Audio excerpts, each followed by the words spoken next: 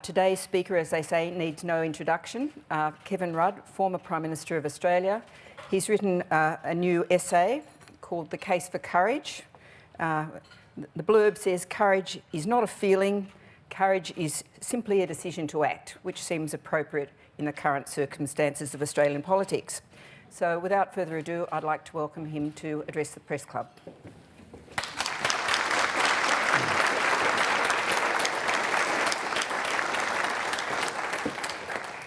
Thank you very much, Laura, and greetings one and all. I begin by acknowledging the first Australians on whose lands we meet and whose cultures we celebrate as the oldest continuing cultures in human history. And thank you for the kind invitation to address the National Press Club and to launch this little book I've just written entitled The Case for Courage. It deals with what I describe as the 5 mega challenges facing Australia's future, which I fear have been swept aside in recent years in what passes for our national political and policy debate. This book is one of a number being released this week as part of a new series by Monash University Press called In the National Interest, and I acknowledge Monash for their commitment. When a colleague saw a copy of my book for the first time last week, he quipped, "I could never have written a book like this." And I said, "Why? Because it's not on China?" He said, "No, because it's so short." And you, Kevin, never do short. You always do long, particularly when there's the possibility of writing yet another volume of War and Peace. My feelings were hurt, but I have survived. So I hope you enjoy a lightning read in our increasingly time-challenged world. Friends, I've been back in Australia now for the last year. In fact, the longest time I've spent in our country since I came second in the 2013 national elections. Abbott came first. The reason I've written this book is that for the first time in my life, I now have a genuine, deep anxiety for Australia's future. This is unusual for me. By instinct, I am an optimist. But Australia is now facing the most profound challenges to our domestic and international circumstances since the Second World War. And it is the responsibility of this generation, and what is still my generation, to deal with these nation-breaking challenges as questions of real, measurable, substantive policy. Not superficiality, not as problems in issue management, as has now become our national custom, and not as political performance art, usually second rate. The time for political posturing, theatre and illusion has well and truly gone, and the time for action has come.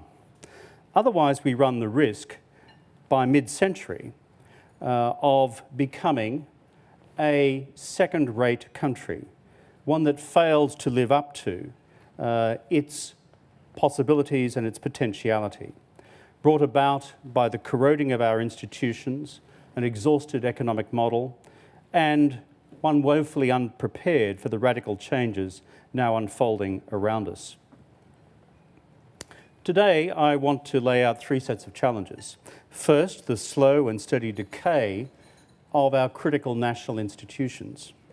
Second, the core economic, climate, equity, population, and national security challenges which will determine whether our future is secure, sustainable, and prosperous, or the reverse.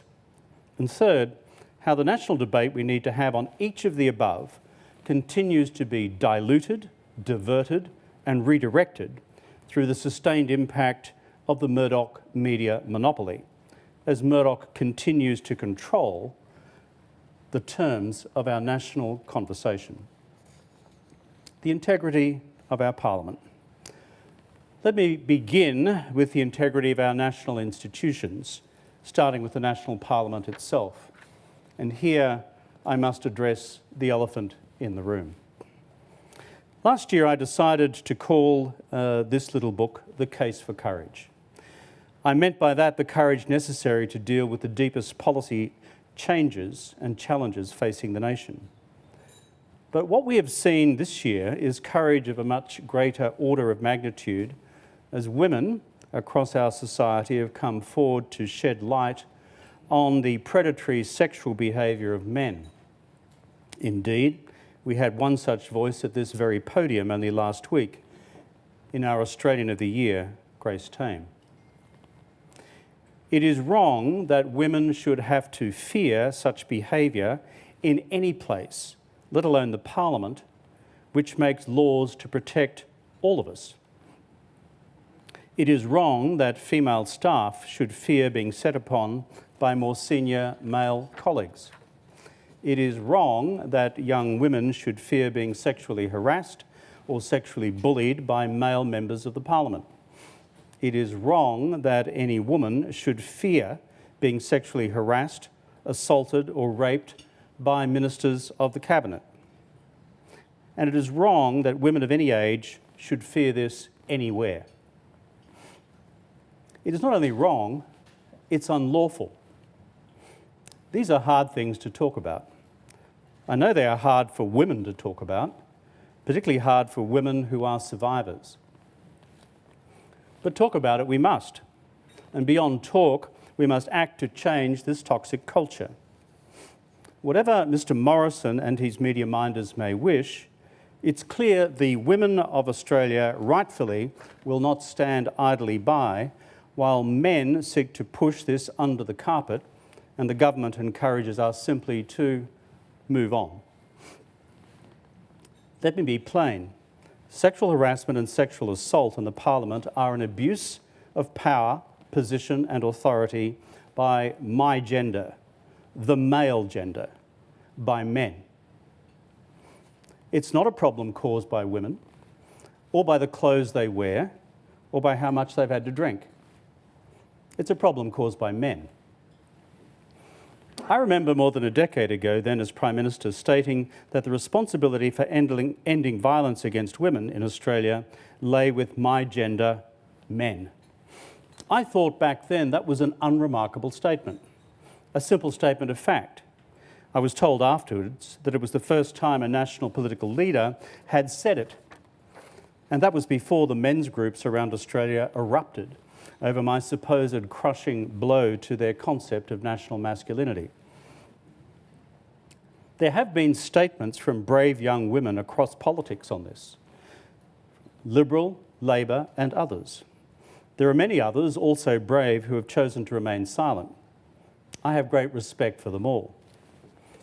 I understand that talking about these matters is deeply disturbing for many women, and I encourage you to speak with the many professional services that thankfully are now available to provide professional help and support. I welcome the fact that they will now be able to tell their stories to the National Sex Discrimination Commissioner. I would encourage the Commissioner to pull no punches in the report she produces and the recommendations she makes. I would also welcome all women who have experienced sexual harassment and assault from whichever political party to come forward and speak with the Commissioner. As for the political fallout for the parties, let the cards fall where they may. Now that I've said this, I'm sure my enemies in the Liberal Party, the Labor Party and the Murdoch Party will be hard at work to find examples of harassment and assault among my staff during the period in which I was Prime Minister. The truth is, with dozens of ministers, with more than 100 members of Parliament and probably 1,000 staff across the country, I cannot in all conscience state that there were no such cases. I simply do not know. What I can say is that across my period in office, I'm not aware of any complaint about my staff, my ministers or my members. And as for News Corporation, and before they resurrect my own drunken visit to a strip club in New York when I was a Member of Parliament, let me note that I was there at the guest of Rupert Murdoch's right-hand man, Col Allen, although I accepted and accept full responsibility for being there. My choice. Perhaps News Corp, which harboured such notorious sexual predators as Roger Ailes, will tell us whether they've used non-disclosure clauses to keep quiet allegations of sexual harassment and assault within their corporation. The Sex Discrimination Commissioner should be resourced to hold further inquiries across, for example, national media organisations and other parts of corporate Australia as necessary, where she considers it appropriate. Let the sunshine in. That's the way we begin to fix this. The uncomfortable truth for all Australian men is this: the game is now up. The age of male sexual entitlement is over. Australian women must be safe in all workplaces, led by the Parliament itself. Failure to do so will leave a stench over the public standing of an institution which remains central to our democracy, the Parliament. Beyond the Parliament, many institutions are critical for the proper functioning of our democracy. Each of them is now under threat. First, the political parties themselves and the corrosive effect of unlimited corporate donations, as evidenced by Palmer's $83 million investment in the 2019 election in support of the Liberal and National parties. Second, in the office of Prime Minister, whose standard approach is now to gag the most basic parliamentary debates, stonewall any tough media question until the press gallery tires and moves on, and the unprecedented scale to which any remotely controversial question put to him in question time is referred to his ministers. John Howard had the guts to answer all the questions put to him. So did I, so did Gillard. No longer the case. Morrison is debasing the high office of Prime Minister in the name of media management. Third, the independent office of the Auditor-General is being starved of funding despite the growing list of corruption, mismanagement and waste scandals. These include the $1.2 billion robo-debt disaster, the $2.5 billion community development grant scheme, the $100 million sports rewards program, the $30 million Leppington Triangle land transfer, the list goes on. With Australia sliding down the Global Corruption Index prepared by Transparency International, the case for a strong federal ICAC is now overwhelming. Fourth, the collapsing independence of the Australian Public Service. My government restored the independence of the APS. We made 0 political appointments to head government departments, restoring the best traditions of Westminster. And we retained all the departmental heads we inherited from the Howard government. All of them. Yet now we have a secretary at PM&C, the head of the public service, who is a long-term Liberal Party operative. The fish always rots from the head. As for the Australian Foreign Service, it becomes a job placement agency for a growing legion of failed Conservative politicians. Australian diplomacy deserves better. Fifth, the collapsing standards whereby retired ministers find loopholes to take lobbying jobs at the earliest opportunity. There is supposed to be an 18-month ban on lobbying by former ministers, but that didn't stop Christopher Pyne being hired by property developers to lobby his state Liberal colleagues, and now his brief exclusion period is over, he's lobbying his former Department of Defence on behalf of a foreign arms manufacturer. And that's before we get to good old Andrew Robb. As Trade Minister, he encouraged state and territory governments to sell their assets to foreign investors.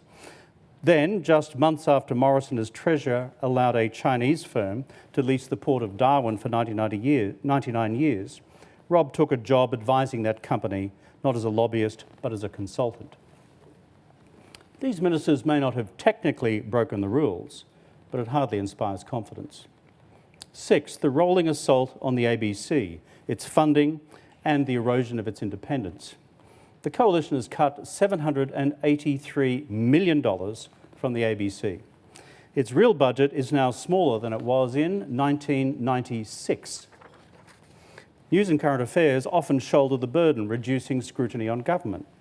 Extraordinary political pressure has been applied to individual programs, such as Four Corners, over its coverage of sexual harassment in politics. And Morrison continues to ignore the independent nomination process for the ABC board that was introduced by legislation by my government. Finally, there is the greatest cancer of all on our democratic institutions, the Murdoch media monopoly. Greetings, Boris and the team watching from Sydney. Murdoch controls 70% of Australia's print media, 100% virtually in Queensland, and Murdoch now has the biggest YouTube channel in the country. The biggest YouTube channel in the country. The truth that everybody knows, but very few say publicly, is that Murdoch long ago ceased to serve up credible political news. It's now a systematic protection racket for the Liberal and National parties. And people are frightened of him. That's the truth of it. They're just frightened of him. Murdoch has viciously campaigned for the Liberal Party and against the Labor Party in 19 of the last 19 federal and state elections. That's not a statistical blip. That's what we call a trend. That's what we call a law. Not to mention between elections. They do this through the total conflation of news reporting and opinion. And they do so to advance Murdoch's business and ideological interests, lower tax for the wealthy, minimum regulation, and climate change denial. For Australia, there is a real risk that these 7 factors that I have just run through are slowly driving our democracy into the dust. Each is like a crack in the wall, insignificant at first, almost imperceptible, but then they start to coalesce, and when joined, they start to threaten the whole structure. For those of you who think this is fanciful or limited to Australia alone, I would commend Anne Applebaum's book, The Twilight of Democracy, which explores similar fault lines across the collective West. Australia's daily media diet, dominated by the Murdoch media, also skews the parameters of our national policy conversation, the thrust of the argument contained in this little book. Across the economy, inequality, climate, geopolitics and pandemic management, Murdoch's relentless political and ideological drumbeat diverts our nation's attention from these core policy challenges. Let's look at our need to radically diversify our economy. For more than a decade, Murdoch's analytical frame for the future of the Australian economy has been summarised in 2 words: debt and deficit. Good governments had low debt and deficit, that's the Liberals. Bad governments borrowed, that's Labor. And then along came the COVID reality and a big dose of whoopsie on the part of News Corporation. Now, when I left office in 2013, net debt stood at $184 billion, or 13% of GDP. By 2024, net debt is projected to be 7 times higher, a mind-boggling $1.3 trillion, or 59% of GDP.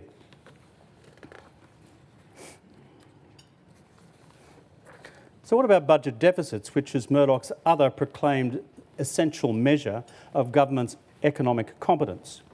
In 2013, at the end of our term, our budget deficit stood at $30 billion, or 1.3% of GDP. This year, 2021, the Morrison government faces an eye-watering deficit of $222 billion, or 11.1% of GDP. Again, 7 times the budget deficit under us. And that's after their 8th budget deficit in a row, having promised back in the 2013 election to get the budget back under control, and insisting, even after coronavirus emerged, that we would be back in black. By the way, because of early, targeted and decisive fiscal intervention, Australia was the only major advanced economy to avoid recession during the global financial crisis. Whereas despite Morrison's spendathon, which came too late, we tumbled straight into recession. But how did the Murdoch media depict our successful approach to fiscal stimulus and its impact on debt, deficit and the economy? You guessed it. Here is just one of their many front pages proclaiming Labor's debt bomb. Really? Exhibit A. And what did the Murdoch boys say about Morrison's monster stimulus on their front page, the one that's 7 times bigger in debt and deficit than ours? You guessed it, big bucks to bust COVID. With Frydenberg, a ghostbuster, acting on behalf of us all. Bad Labor, that is, with a debt and deficit 1/7 of the Liberal Party. Good Liberals, when you have a debt and deficit 7 times that of Labor in government. Exhibit B. I assume the Murdoch media and his coalition partner, the Morrison government, will be formally apologising for a decade of lies to the Australian people on debt and deficit. Perhaps their letter is still in the post. I've missed it so far. The bottom line is that Murdoch and Morrison have lied day after day, year after year, for a decade to get the Liberal Party elected and keep it in power on the strength of the debt and deficit debate. Let us finally inter this debate this day. It has also utterly distorted Australia's national economic debate for the last critical decade. What about the debate, critical for our future economy, on population? As you know, I have long argued for a big Australia of 50 million plus to fund our future national security, health, aged care and retirement income needs. You don't have to agree with me, but we need to have a focused national debate on it and to resolve it, especially now that immigration has collapsed. Where is the debate about our finally and fully joining the global technology revolution? With technology rewriting the rules of economic competition around the world, why aren't we inventing, innovating and commercialising our own breakthroughs at scale in IT and biotechnology and artificial intelligence, using our deep capital markets as established by 3 decades of compulsory superannuation? Why have our rates of R&D investment and research commercialisation plummeted when the rest of the OECD is headed north?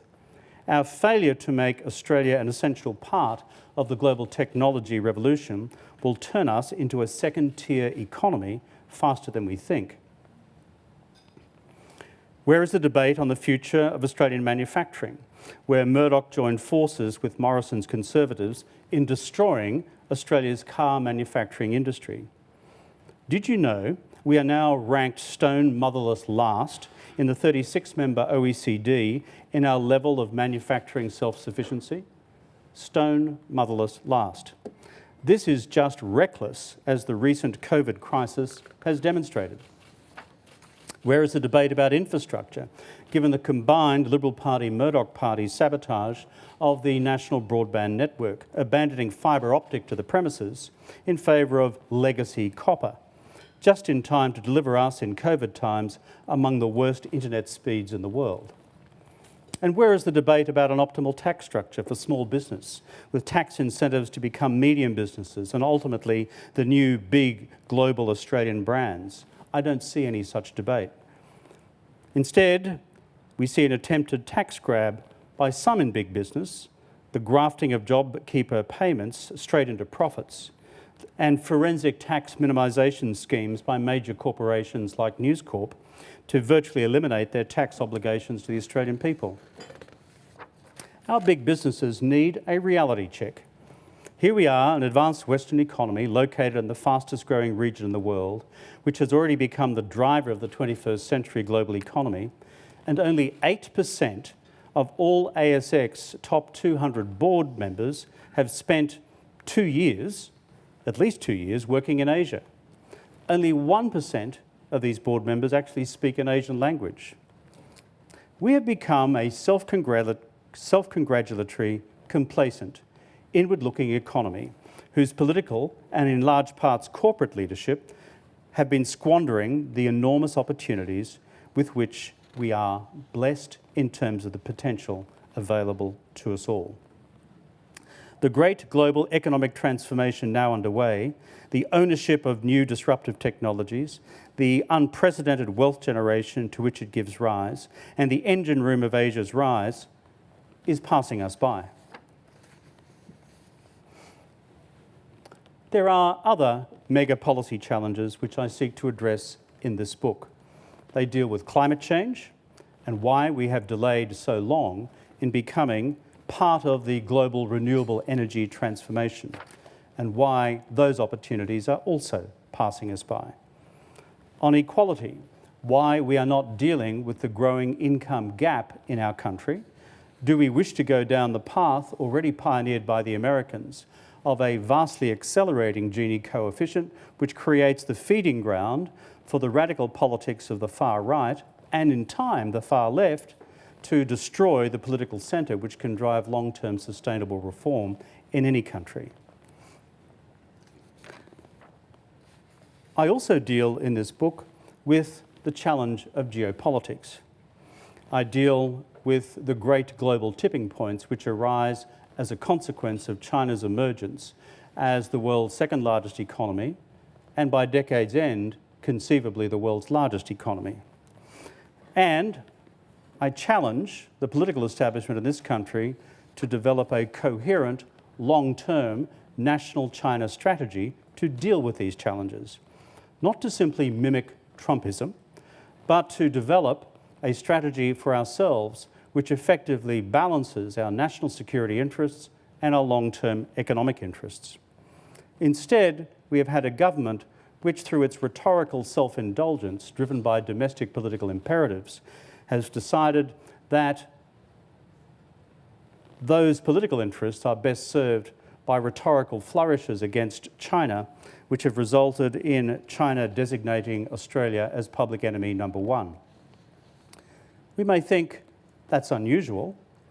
Can I say it is unusual, given that every other American ally in Asia and Europe has exactly the same conflict and tension between its national security interests and its values on the one hand, and its economic interests with the largest and second largest and potentially the largest economy in the world.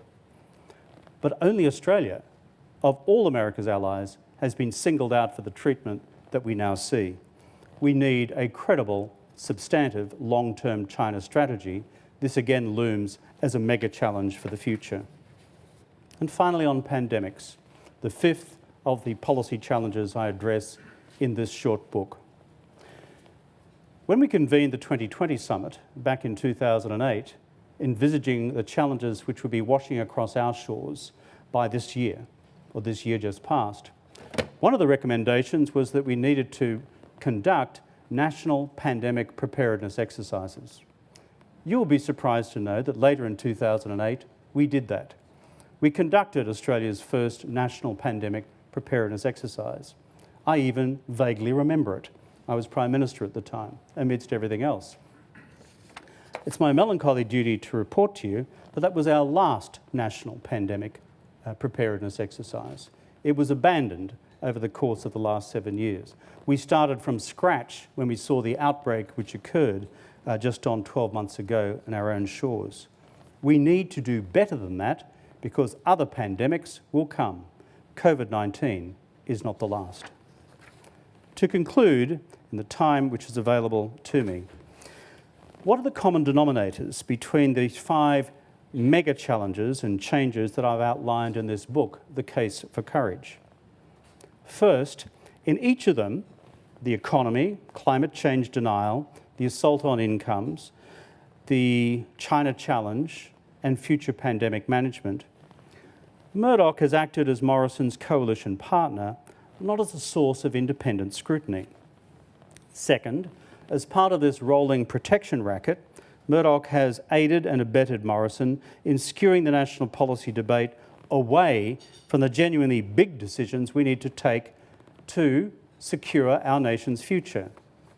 On the economy, we've had a bogus debate about debt and deficit rather than a real debate about the future drivers of economic growth. On climate, a decade-long fear campaign about lost jobs and businesses from climate change action rather than a real debate on the transition to the new jobs and new industries from a renewable energy future. On incomes, we see, for example, a campaign to kill compulsory superannuation by stealth because of right-wing paranoia over industry funds, instead of a debate about decency in retirement and the fiscal consequences of increasing pressures on the age pension in the decades to come. Not to mention the question of using this great pool of national savings, which Paul Keating delivered to the nation's future, to build the national infrastructure we need for the future. On China, We've had a McCarthyist campaign against anybody who dares challenge the Morrison-Murdoch orthodoxy on China, rather than a debate about how to develop and manage a balanced China strategy that defends our interests and our values, given the challenge of an increasingly powerful and assertive China. And on pandemics, a politically driven campaign focused on Dictator Dan down there in Victoria and the heartless Palaszczuk up there in Queensland, constraining personal freedom rather than developing the policies and mechanisms that will save lives and jobs now and in the future. The pattern in this is as follows. Everything right now seems to be about political management, whether it's these mega challenges that I've just referred to, or the avalanche of complaints now being raised by women around our parliament. Looking concerned, with deeply furrowed brow at one level, while backgrounding ferociously against their critics at another, less obvious level. That's the MO for the Morrison government.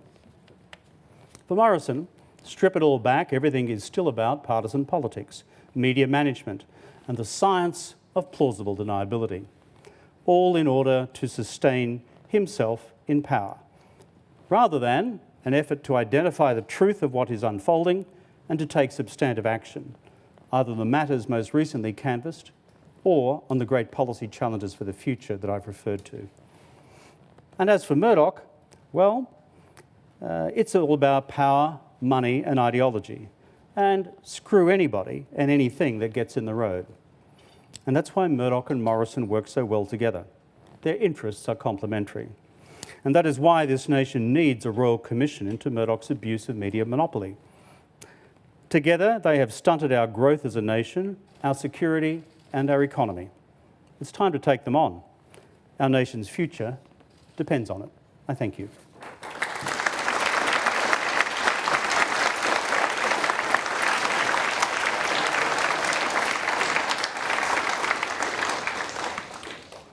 Thanks, Mr. Rudd. If I can go back to the first point about national institutions and the current controversies, we seem to have reached a bit of a stalemate on the question of what happens to Christian Porter and the role of Attorney General. If we can take a step back from what you say is the Prime Minister's political management, what should be the test and what should be the framework in which this issue, which is unresolvable for everybody involved in a criminal law sense, but what should be the test in a political sense and in terms of buttressing the political and national institutions like Parliament and like belief in government? The accusations against Christian Porter are serious, among the most serious that can be made. Therefore, they cannot be treated as any trivial matter. I'm in no position to judge, nor is anybody else in this room, Porter's innocence or guilt. That evidence is not available to us. So the question arises, what then is to be done? So what are the options? One, recourse, as it were, to the normal processes of the criminal law. Well, as we know, that's now exhausted. The police have indicated they cannot proceed with this investigation, not least because the principal witness is now deceased and by report at her own hand, tragically. The second option, which has been canvassed, is that of a coronial inquiry. We need to reflect carefully on the limitations that would arise from a coronial inquiry should that unfold. A coronial inquiry may, for example, investigate the question of the deceased's state of mind, those factors impinging on that state of mind, whether or not there are sufficient support services surrounding that person at that time. But they would deal with the fact of her state of mind as opposed to the question of whether the underpinning facts had any substantiation or not. So that leaves us with a third possibility, which is that of an independent judicial inquiry, short in duration, quite focused in its terms of reference. I think the appropriate course of action under these circumstances is for that to occur, not least because what we are dealing with Commonwealth Government Cabinet Ministers, and not least the First Law Officer of the Commonwealth, are a set of standards which are way above those which are simply determined by the criminal code. We're dealing with positions of state in this country which are of the highest significance and therefore require people of unimpeachable integrity. Therefore, the virtue of a judicial inquiry, limited in time, of defined terms of reference, is it gives an opportunity for Mr. Porter to answer for himself and for any others who have material evidence surrounding the accusations that have been made to also provide evidence, and for such a person making the inquiry to draw their own conclusions independently. On the final point associated with that, the question will then arise as to whether Mr. Porter should remain as Attorney General during the prosecution of or the execution of such a judicial inquiry. I think if I was Mr. Porter in these circumstances, it would be wise to voluntarily step aside while that occurred. As to whether he should be compelled to do so is a separate matter. I'm very mindful of the fact that when accusations were made against Mr. Shorten, who was Leader of the Opposition, he did not stand aside from that position. But then again, that investigation was undertaken by the police, and of course the person making the allegation was still alive. And it was tested along those lines. So I don't wish to be hypocritical. I don't wish to have double standards here and say that it was fine for Shorten to remain in position, but it's not fine for Porter to do so. But if I were Christian Porter, this would probably be the best opportunity to clear your name through such a judicial inquiry at arm's length, short duration, defined terms of reference. The next question is from David Crowe. Thank you, Laura. Thanks, Mr. Rudd. David Crowe from the Sydney Morning Herald and The Age. 25-year veteran of journalism, 20 years at Fairfax, 5 years at News Corporation. So I'm going to ask you about the past and the future in relation to the media. I remember you at News.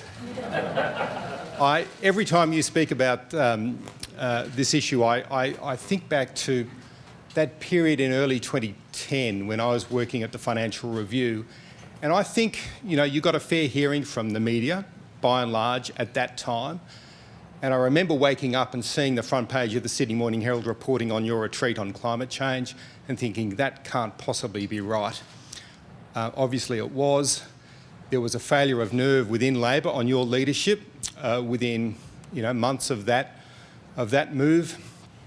And I can't help but ask, in your criticism of the Murdoch media and the media generally sometimes, is there an element of scapegoating there because Labor failed in 2010 on your leadership because I think it had a failure of nerve on climate change, on your leadership in general? And that leads me to another aspect of the same question, which is, in the future, do you think, given your thesis about the media, it's possible for Labor to win an election? If so, how does Labor win an election with the media landscape as you see it? Well, that's like give me a quick tour of the future of the Western novel. Let me start with the second first, if it's okay, David. My argument is not against Murdoch per se. My argument is always against monopoly. Monopoly is bad. None of you can look at me in the eye and say someone who has 70% of the print readership owned in their corporation does not represent a monopoly. It does, against any definition of monopoly available through Australian competition law. Of course, their counter case is, yes, but there are other media available. Well, the counterfactoid to that is one I've referred to in my speech today. Murdoch now has the biggest YouTube channel in the country. So whether it's traditional print or the content of print infiltrating its way into the electronics, because you know as well as I do, the radios, the televisions, every day they'll pick up what the newspapers are saying and it will frame a large part of the national conversation that day. And then you've got the direct intrusion into YouTube, which is why we have Sky After Dark, not just watched by that hardy band of 10,000 conspiracy theorists of an evening, as they all eat raw meat with each other, and drink. I won't say what they drink. And it now is being punched out through Australia's largest YouTube channel. So my argument, David, is about monopoly. The second point I'd say in response to your question is, I have not in my book, which was a little thicker than this, on my period as Prime Minister, blamed the Murdochs for my loss of the Prime Ministership. That's just not one of my accusations. They were certainly hypercritical, but no, this was an act by the factions of the Australian Labor Party, in large part because they didn't see me as ultimately controllable. And I think that is a matter of documentary record. And so my reflection actually in recent commentary on Murdoch has been what's evolved over the last 10 years. Prior to 2010, you know, Murdoch and his papers, 2/3 of the time, they'd basically back the Conservatives. 1/3 of the time, they would back the Labor Party, depending on where you were in the country. Since 2010, my friend, 19 out of 19. So I'm actually talking about a period in which, by and large, I haven't been in political office apart from my return in 2013. The trend line has become much more acute, much more intense, and therefore requires some of us to speak out. And the reason so few of us speak out, and David, you know this as well as I, is that people are afraid. If you challenge the Murdoch beast head on in Australian public political life, they will come after you and take your head off because there is so much power and so much money at stake.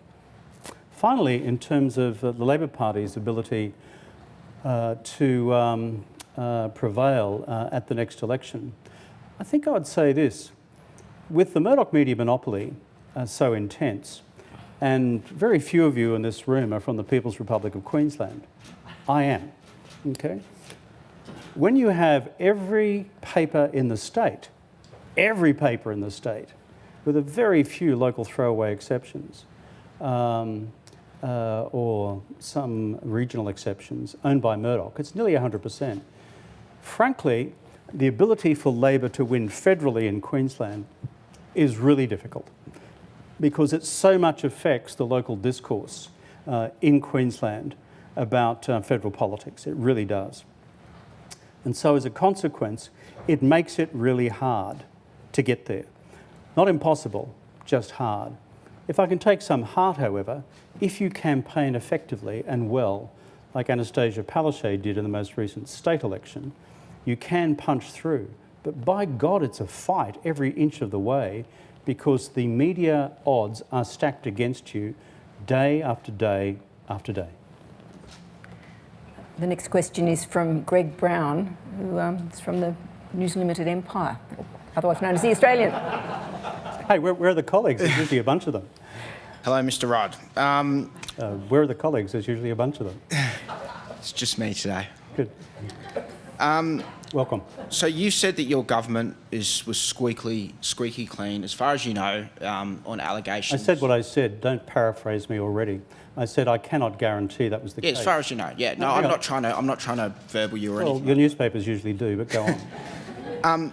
But people are also concerned about the culture of Parliament House for it being an unkind workplace.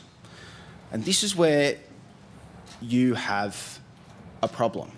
Some of your I colleagues... was waiting for this to come, surprisingly from News Corp, but go on, yes. Some of your colleagues were critical of the way you treated staff and the people around you when you were Prime Minister, and as well as... I presume that's why so many of them came back to work for me when I came back as Prime Minister. Well, quite a few of them quit too. And there was... You've been accused of a concerted undermining of our first female Prime Minister when she ran during the 2010 election campaign. Did you write the question or did Boris? I wrote the question. Did your behaviour as a leader, in retrospect, fall short of appropriate workplace standards? I think if you were to interview each of the Cabinet colleagues at the time about my leadership of the government, my leadership of the Cabinet, my leadership of my own staff, including my own staff, and compare that against the leadership of previous Prime Ministers, I would come out reasonably okay. And you know, none of us are perfect in this business, and I certainly am not. But that is an entirely different matter as to how we deal with those questions in the past to, frankly, the issues which give rise to this debate today. Your news organisation now runs, frankly, a campaign in parallel to that of the Morrison government on the question of Christian Porter. Your news organisation says in that fairness, Mr. Rudd, what must prevail is the we've rule. heard what you've had to say about the Murdoch the rule of law, and that anything other than that is something which fundamentally undermines the principles of the Magna Carta, Westminster, and Runnymede on the Thames. And at the same time, the Morrison government argues that in fact what we have instead is trial by media. Morrison government saying trial by media, Murdoch media saying rule of law. Now that's the narrative you two have agreed between yourselves. That's what happens every day in the media, and your exercise today, frankly, is one to divert away from that. Every accusation made against me in my prime ministership is taken head on in my own autobiography. It has 1,500 footnotes. I suggest you go to the footnotes, read them, and interview the individuals who have made those accusations in the past. I'm entirely relaxed about that record, particularly when measured against my predecessors, including Bob Hawke, including Paul Keating, including others, including Gough Whitlam, who have occupied the office of Prime Minister. But I really think you should reflect on your own monstrous double standards as a media organisation. But Mr. Rudd, do you have regrets about the way you spoke to people and treated people? I mean, there were reports of Never a with the female Murdoch media. flight I've always attendant. thought to be direct and to the There was point. reports of a female flight attendant crying because you spoke to her so poorly. Well, can I say Do you regret... that once again represents a particular quality in Murdoch reporting at the time. If you bother to read the autobiography that I've written, it actually goes through that particular accusation in detail. Have you read it? I've read your first book, No, not the second one. Well, you're asking questions about my record in office. That book deals with my record in office. If you wish to challenge elements of it, you should have the professional standing and integrity as a working journalist, not simply as a Boris Whittaker operative or a Chris Daw operative, to read the primary material first, But look at these are look at the footnotes and then wide say, allegations. this is accurate, that is inaccurate, this is accurate, that's inaccurate. But you're here in order to do a political job on me. That is what News Corporation does. You never go to the substance of the argument I'm making, which is, do you have a monopoly on print media in this country? Yes or no? Mr. Rudd, Well- Greg Brown doesn't, so I think we can just sort of try to not personalise it here. Just on that point, the Queensland point That's that the you issue raised at earlier, stake today, and what you folks never want to address, including in last week's Senate inquiry, was this question of monopoly. You will seek to divert the subject to anything that suits you rather than address the central question, which is your abuse of the Murdoch media monopoly power. just on that point, you mentioned the large ownership that Rupert Murdoch owns a lot of newspapers in Queensland, but since you and Wayne Swan worked with Wayne Goss, Queensland wins at a state level Labor wins at a state level in Queensland nearly every time. So isn't it that Labor's getting at the federal level the politics wrong, whereas at a state level it's been successful? The question here is whether you think, sorry, not you, whether your media proprietors who are watching this broadcast think that having 100% of the print media ownership in Queensland is a monopoly or not, and whether that's sustainable in any democracy. That's the issue at stake, not whether those within the democracy manage to work within it and try to compete as effectively as they can. As I said, each of your key lines and themes are those I've encountered in every press conference around the country, because they're served up by Central Casting in Holt Street in Sydney, where the Murdoch beast has its pulsating heart. We've given a bit of extra latitude to Greg Brown because there's been a lot of attacks on the Murdoch organisation, so I thought that was reasonable. Yeah, sure. Andrew Tillett from the Financial Review has the next question. Thank you. Thanks, Laura. Hard act to follow, that one. So I'm going to ask about something... No, Greg Brown enjoyed every minute of it. He'll get brownie points back in Holt Street. I'm going to ask about something infinitely more simple, and that's relations with China. You touched upon in your book about the need for a national strategy. I was just wondering if you could elaborate a bit on that for us today, particularly now we're, I guess, 6 weeks effectively into the Biden administration. We've just had the Congress in China and things like that. Just I'd be interested in your assessment of where things are at the moment. And related to that, the white paper that your government produced was the one that put in the marker on the ground for 12 submarines. Just obviously a bit of interest around that at the moment. Just wondering if you still think that is the optimum amount of submarines that we need, particularly given the challenges that we're having with China. Good. Well, thank you for the question. On the future of the geopolitical challenges facing Australia, including the China challenge, it's real, it's big, and whoever is occupying political office in Canberra, this is an enduring national challenge of a large order of magnitude, which is why I've argued in this little book it shouldn't be trivialised into some sort of low-rent McCarthyist debate like you see out of the pages of the news organisation whose name we will no longer mention. It's more complex than that. It really is more complex. You refer to the 2009 Defence White Paper. We got into all sorts of trouble for producing that white paper at the time. Malcolm Turnbull accused me of being an old Cold Warrior and returning to an ancient combative past. Our friends in Beijing did not like it at all because we explicitly stated in the white paper that China's new actions in the South China Sea warranted a public explanation from Beijing as to what China's long-term military and regional foreign policy strategy was. Now, the Chinese didn't like that at all. And the truth is that because we saw changes in China's strategic posture in the South China Sea at the time, we as a Cabinet Security Committee took a conclusion that we had to name it and then recommend a force structure for the ADF for the future. We recommended a doubling of the Australian submarine fleet, an increase of the Australian surface fleet by 1/3. I stand by each of those recommendations because it's an appropriate posture. Secondly, dovetailing with another element of my book, that's why we need a new national population strategy for this country. Affording this country's long-term national security needs with one of the longest coastlines in the world, the third largest exclusive economic zone in the world, with a population not much bigger than that of the Netherlands, is a hard ask. Yes, we have an alliance with the United States. Long may it prosper and continue. But when you have this rolling internal debate within America about which way they want to go long term, it behoves us to actually begin to take care much more fundamentally of our own Indigenous long-term national security interests. It's one of the reasons why I advocated Big Australia. It's a bigger tax base to afford a bigger ADF to meet the defence demands of a very big continent, because it's very tough to do it otherwise. So yes, every line that is articulated there I would stand by. Appropriate then, even more so now. Thank you. The next question is from Pablo Vinales from SBS. Mr. Rudd, Pablo Vinales, SBS World News. Can I ask you on climate change? Some progressives within Labor have taken comfort in Joe Biden's victory last year, believing that it's a sign that voters, particularly in regional areas, are ready for a transition to renewable energy. Do you think that this coming election is a time for Labor to be bolder, as you say, to show courage? And if so, on climate change I should say, and if so, does that at the very least require a medium-term target going into the next election? Yeah, one of the reasons I've written this little book is that climate change action takes courage.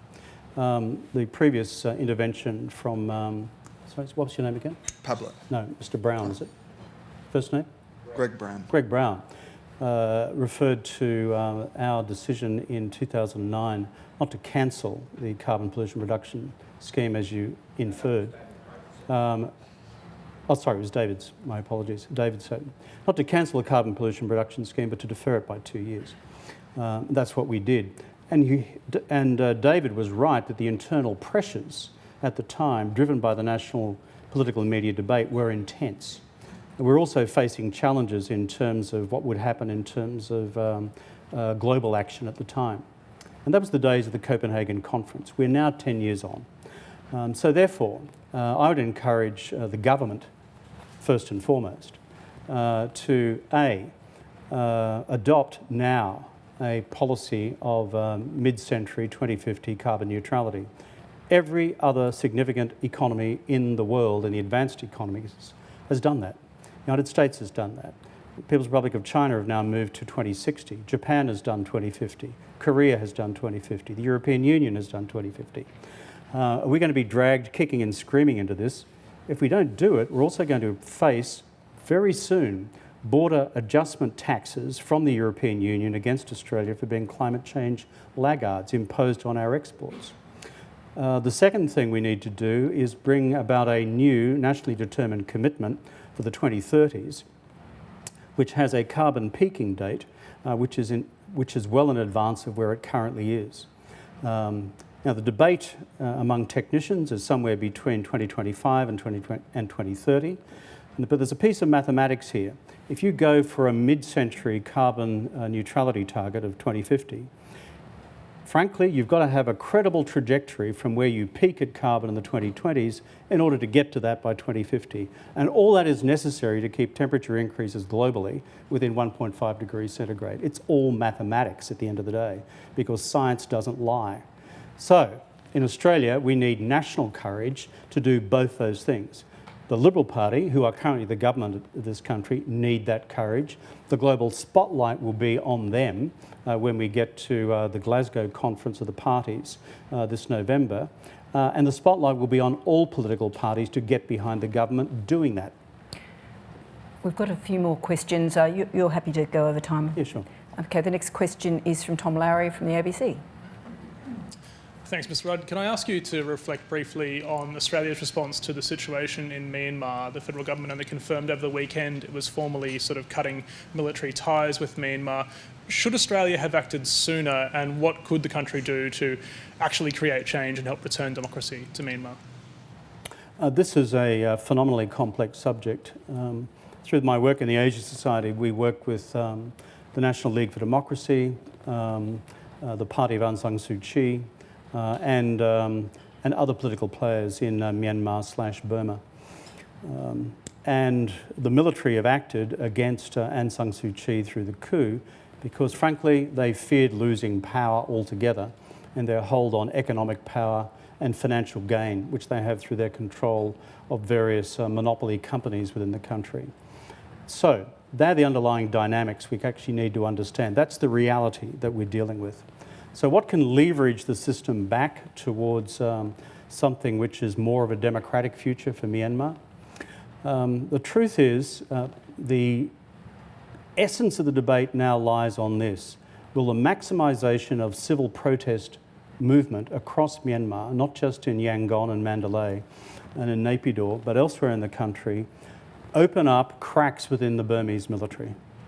Now, that is the actual debate that's underway in Myanmar at the moment. And so there is a game of nerves of steel at the moment between the military and the leaders of the protest movement on that essential question. What can the rest of us do, given that that's the essential internal reality? The rest of us need to maximise our support at a political and diplomatic level, which makes it plain that we in no way are legitimising the new military regime in Yangon, in Naypyidaw. That's why I think the Foreign Minister's statement about the cessation of assistance regimes to the Burmese military is correct. Should have been done earlier. Look, to be fair to Foreign Minister Payne, these are difficult and complex questions on the ground. I assume they've tried to use whatever contacts we have with the Burmese military to put messages through about a return to democracy. I don't discount the importance of that, but I do think it's important where they have finally moved. So I make no criticism of them. Annabel Hennessy from the West Australian. Hi, Mr. Rudd. Annabel Hennessy from the West Australian. Thank you for your address today. You've recently criticised media treatment of Julia Gillard from when she was PM. As we all know, Ms Gillard had criticised you in the ABC's Killing season. She described a bullying encounter in 2007 where she said you acted in a menacing and angry way after a 2007 tactics meeting. Given the discussion we're having now about the treatment of women in politics and also with the benefit of time, do you have any regrets regarding your relationship with Ms Gillard from when you were both MPs? This was a highly combative political relationship between Julia Gillard and myself. The incident that you referred to, if you've read the volume 2 of my own autobiography, I explicitly address, I reject. There is no evidence to substantiate it whatsoever. If it were repeated today, it would trigger me to take defamation action. Okay. We're unsure. Yeah. Matt Johnson from The Year reason I 11. didn't take it then is I wasn't made aware of it within the statutory period. Matt Johnson from Year 11 at Canberra Grammar School has a question. Hi, my name is Matt Johnson. I'm a Year 11 student in Canberra Grammar School. Before I start, my table back there, and I'm sure everyone else who is watching, I would like to thank you for the frankly riveting game of handball that you played with our principal last year. And my question is as follows. He was not very good. Crushed it. You guys were good, but, you know. Good. Recently, We do handball training camps. We just need to raise money for the National Apology Foundation. Recently, particularly in the US, we have seen what can be generously described as a breakdown in relations between the left and right. The idea of how the COVID-19 pandemic and vaccine should be handled, lockdown versus personal rights and freedoms, election security, and all manner of other conflicts. And what's interesting about these is they're all based on a divergence in opinions about what is true and what is false. My question to you today is, what do you see as the cause of these? The my fiction is your fact conflicts, and how can I, as a young Australian, avoid falling victim to them? Yeah, thanks for the question, because it's a really important one. It goes to the fabric of the democracy. And what a democracy is based on? Free press, a media which fearlessly reports fact and quarantines fact from its own editorial opinion, hence my critique of Murdoch. And if we think this is just a problem at the margins, what we've seen in America through Murdoch's Fox News over 30 years is the slow and steady creation of this ecosystem where facts are invented to the point where we can then talk about alternative facts, which is where we got to during the most recent Trump presidency. Now, I come from an old-fashioned school which says that facts are something which are called empirical. That is, you establish through evidence that a fact exists. And other than that, it's an opinion. The method by which we then operate with our facts is through another convention called reason. We use reason to marshal facts to form a conclusion. This is such an essential, almost unspoken of part of our democratic life. But what I find increasingly through what Murdoch's Fox News has done in America is create this ecosystem of non-fact, of alternative facts, of opinion only, to the point that opinion and fact are conflated, which in fact is what Murdoch seeks to do more generally in his print media. And you also see this parallel phenomenon emerging now in a lot of branches of the social media. So what can we do about it, which is the heart of your question? Because left unaddressed, what it does is render our democracy somewhat ungovernable. That's the problem for us all. How can you fashion compromise with the institution up on the hill here if we're all operating off different, quote, fact bases? I mean, we can all have different opinions about the same body of facts, but if we're operating on different facts, then let me tell you, it becomes chaotically ungovernable. I think the beginning of the rollback against all this is simply to say no to the abuse of monopolies that actually have this as their standard craft. When we see it in social media, for example, whether it's Twitter or Facebook, to roll back and to complain to their own corporate regulators about the abuse of fact in their own Twitter and Facebook streams. But similarly, in the Australian media as well, whether it's through the toothless tiger, otherwise called the Australian Press Council, which usually take a year or two to resolve matters that I put to them, that this was not a fact, and here's the evidence, and then they'll think about it for 2 years, and then they may arrive at a conclusion, maybe. But all I'd say is the key thing is to ensure that we have in our national media institutions a code of conduct, code of ethics, guidelines for our national profession of journalism, which is properly policed by the profession itself, which asserts constantly the centrality of fact and evidence as a basis for fact, which is why you print it and publish it in the first place. That's the confidence that the rest of us need to have in what the media has produced. But when you see this stuff, as I said, 7 times more debt produces that, 7 times less debt produces that, Liberal, Labor, conflation of fact and opinion, that's why people cease to believe.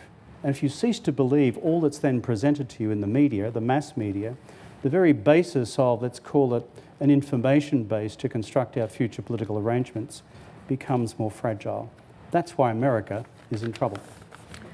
We're going to make this the last question because we're wildly over. Nick Stewart from the Canberra Times. Thanks very much, Mr Rudd.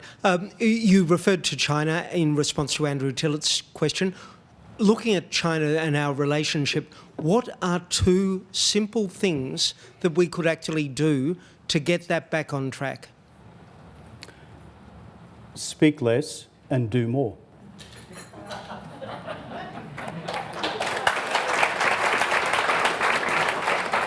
That's a perfect rounding up of the day, really. So